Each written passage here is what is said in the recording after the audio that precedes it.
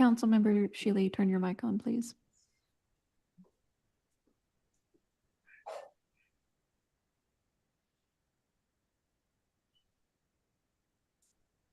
There we go. Okay, I'll start over. I want to welcome everybody. Hope everybody had a good, safe holiday weekend. Thank you for joining us this afternoon for our Public Safety Committee meeting. Today is Tuesday, July 8th, 2025. It's just after 4 p.m., and I'll call this meeting to order. If you would, please, let's just take a moment of silence.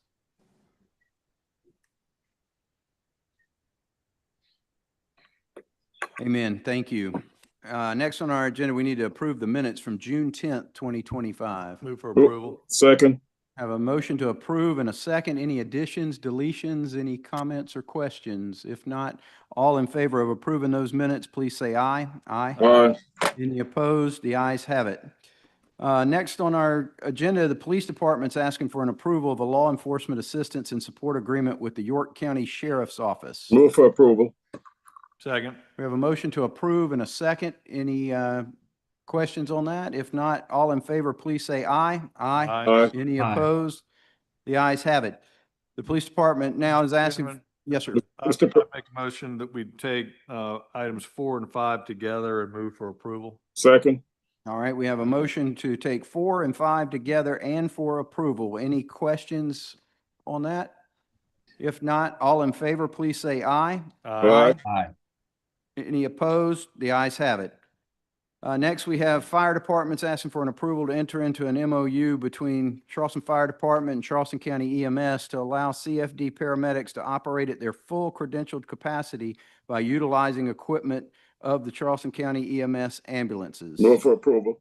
Second. We have a motion to approve and a second. Any other discussion? If not, all in favor, please say aye. Aye. Aye. Any opposed? The ayes have it.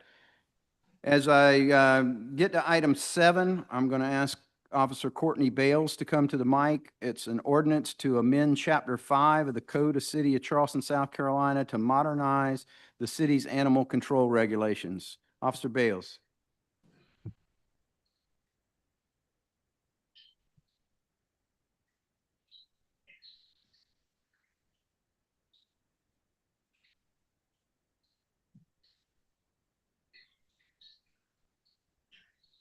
Good afternoon.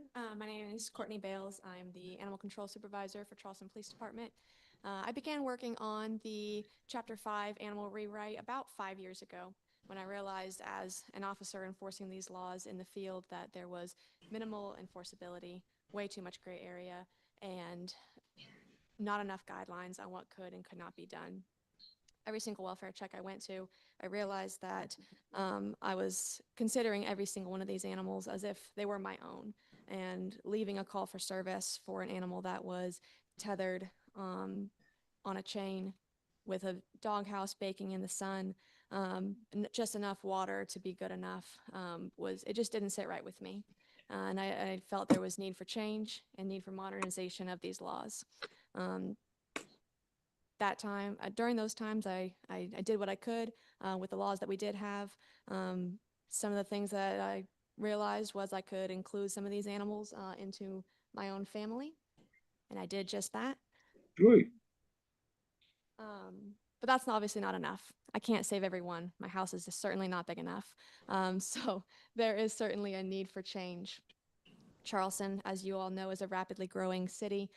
We're having more and more people move to the city every single day, which results in an increase in pets to the city, and is also going to increase instances of human-to-animal interactions and incidents. Some of those good, some of those not so good. And it's our job as a governing body to handle those ones that are not so good. Times have also changed. Pet ownership is more than just owning property. Many times animals are viewed as members of the family, and we need to be able to ensure that we are enforcing laws that is going to have their well-being in mind. We owe it to these animals to be their voice and ensure their well-being.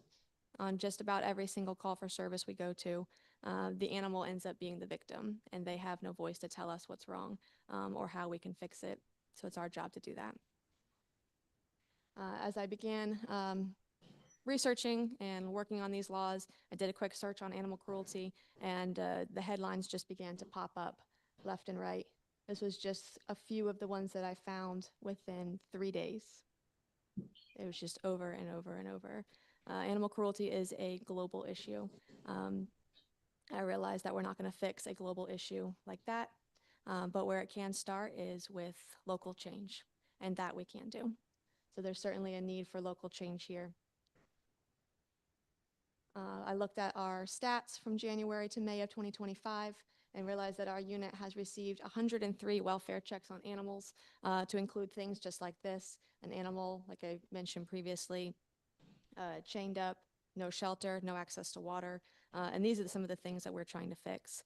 Because as it stands, if I went to that call right now, the only thing I could fix is to tell that person to get a doghouse. And then that would be that dog's life for the remainder of its days. We also opened 17 animal cruelty cases that have considerations for higher state charges. We have 19 cases of animal abandonment, and we've had 20 instances of animals locked in a vehicle. And that does not include June's stats, which was a very hot month, as I'm sure all of you know. So that number is going to continue to increase. So what's the solution? Solution is going to be moving these ordinances forward. With these amendment changes, we have increased enforceability to specific needs such as adequate food, water, and shelter, what those things mean, proper veterinary care, and clear guidelines on tethering animals and leaving them in vehicles. So we've improved our definitions. We've created an animal cruelty and neglect law, created guidelines on tethering. We've created a confinement to motor vehicles law, an animal abandonment law, and an animal poisoning law, all to improve animals' quality of life from the day to day. We've also increased the likelihood of stray animals being returned in the field versus having to go into the shelter system by creating 5-9, which is an animal owner identification requirement. This is essentially going to be a microchipping law. You're either going to be required to microchip your pet, or if you feel strongly for whatever reason not to have your pet microchipped, you can tag that animal, so that when I come across your animal running loose, I know exactly where it belongs because I can read that tag and I can get it home. It doesn't end up in the shelter. And in turn, it's going to save the city money, because we pay for every single animal that goes into the shelter. So the more animals we can get home, the better. The public safety is also a concern for us. While animals are certainly my passion, I also, as a public servant, care about public safety as well. So with these ordinance amendments, we're going to provide increased safety measures and considerations for the public regarding animals, such as our keeping of livestock and poultry. We made it clear that a permit is required to own these animals. I'm sure someone on Elizabeth Street downtown does not want to see or smell or hear someone that owns chickens. So we would have the authority to take those things into consideration when approving a permit. I'm sure someone in Shadow Moss probably should not be owning a cow or a horse. We're going to be able to go out, take a look at the specifics on, how many animals, where these animals are going to be kept, and give approval for that.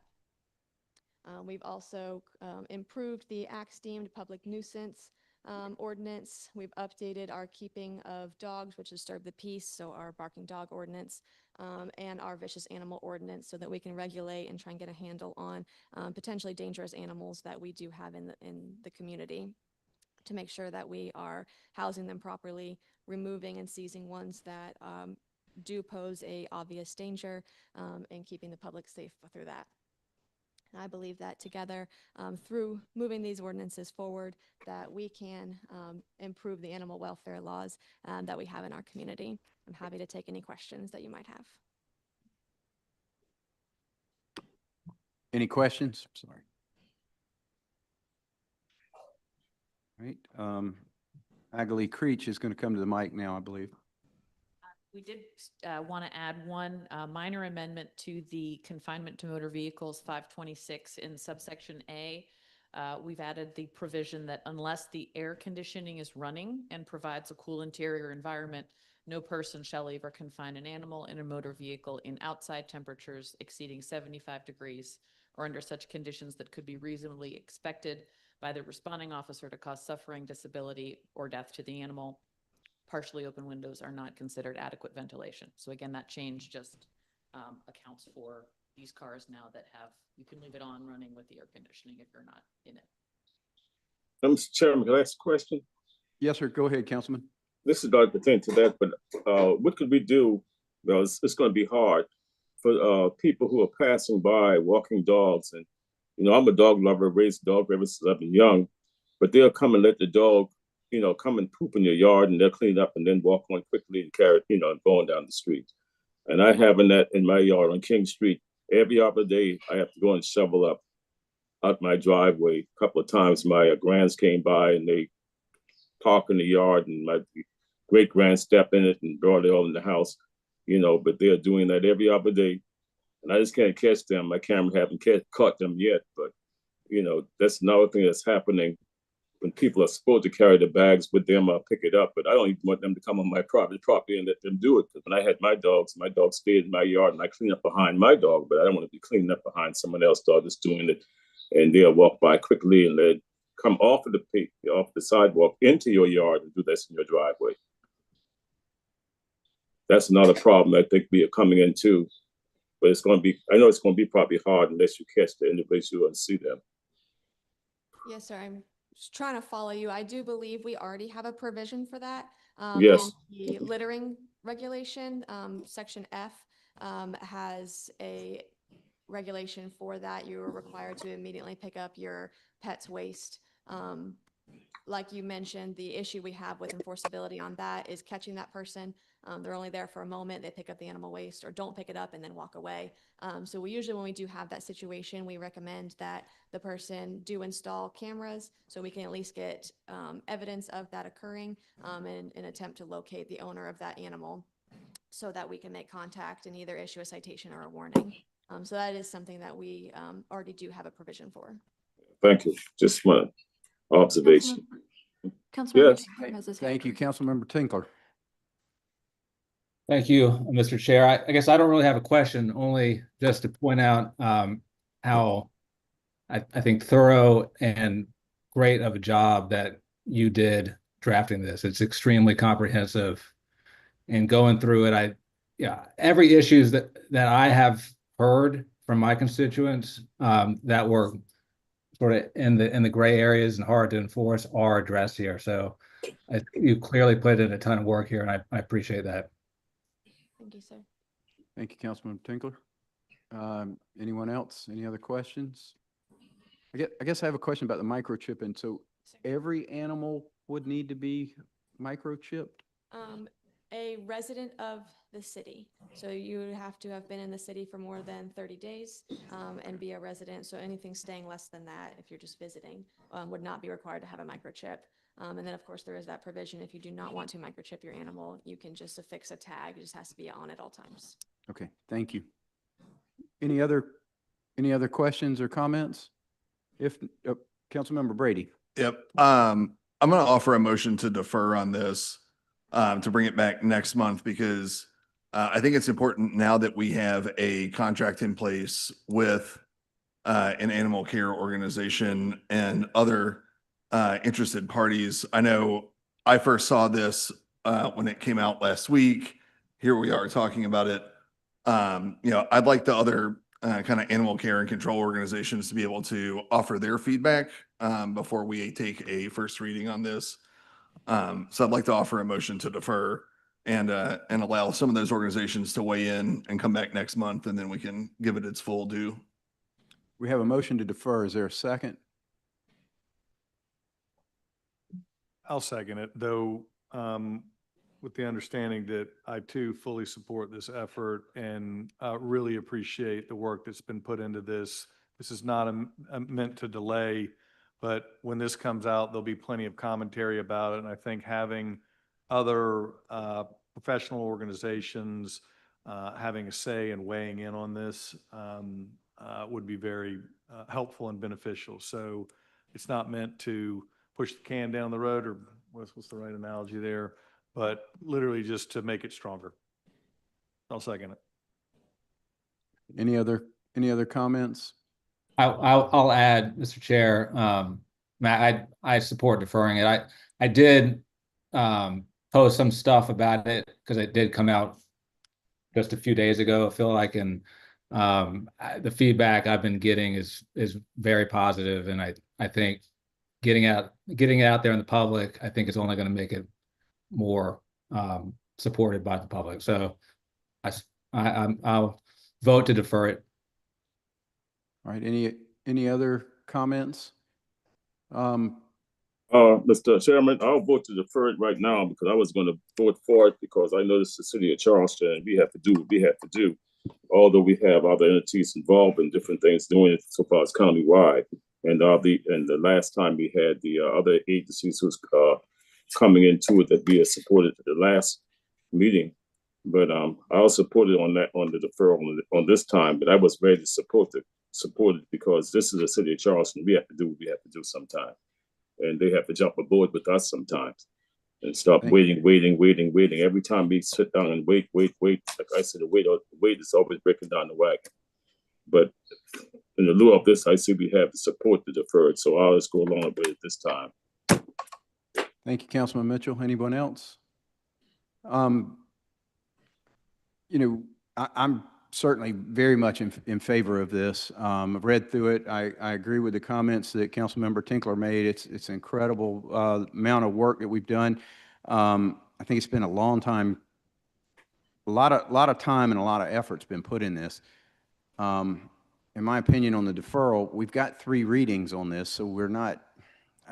We've got at least 3 more weeks if it did go to council. So I don't know. I don't want to push it. I don't want to push it down the road or whatever. So I'm going to vote against the deferral because I think that we could defer it further down once we got to council. Mr. Chairman, if you vote that way, I'm going to change my vote and vote along with you too. I'm not going to vote to defer it. Okay. All right. Any other questions or comments? If not, the vote is to defer. All in favor, please say aye. Aye. Aye. Any opposed? Nay. Nay. So I believe the nays were Councilmember Mitchell, Yes. Councilmember Seekings, Councilmember Shealy, Councilmember Tinkler. He was yay. He was a yay. Okay, so there was 3-3. Okay, so it was 3-3. Fail. Okay, so was there a motion to approve? I don't believe there was. I'll make a motion to approve. Second. Okay, we have a motion to approve and a second. Any further discussions? Oh, I'm sorry. As amended, please. Yes. As amended. Right. All in favor, please say aye. Aye. Aye. Any opposed? The ayes have it. Thank you.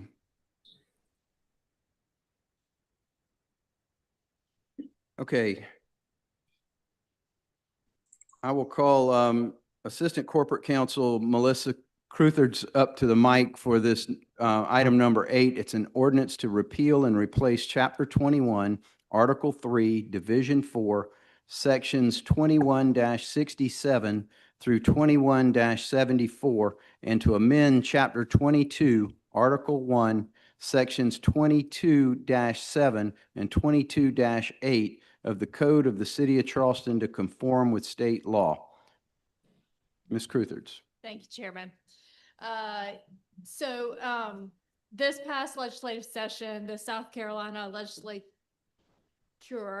and the governor enacted a Bill 367, which changed how South Carolina addresses the issue of abandoned, derelict, and sunken vehicles.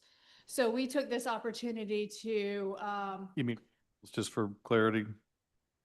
sunken vessels. Yeah, I said vehicles. Oh, For the record.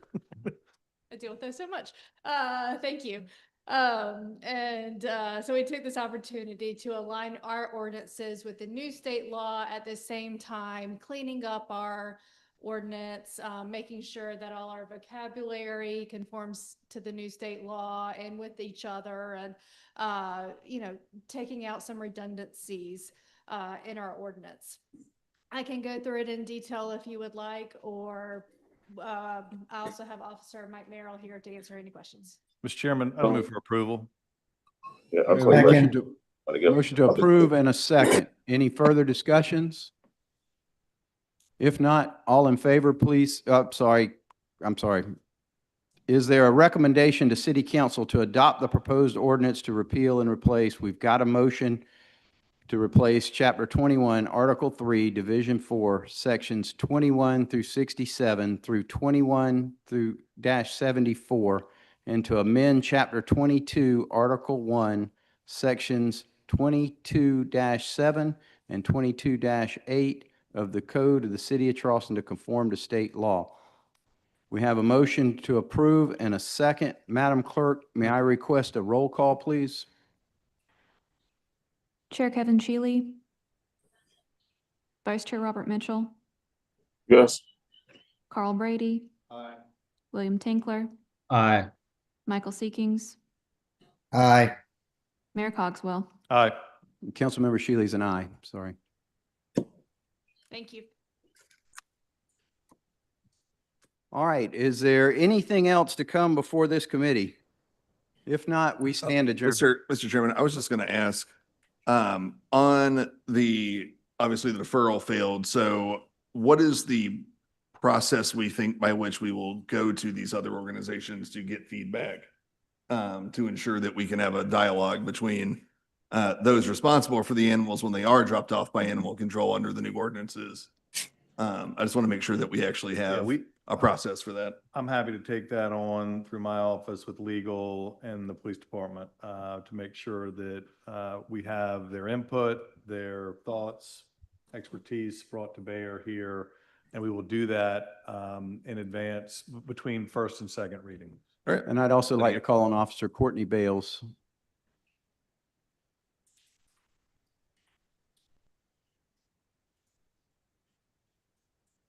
Hello again.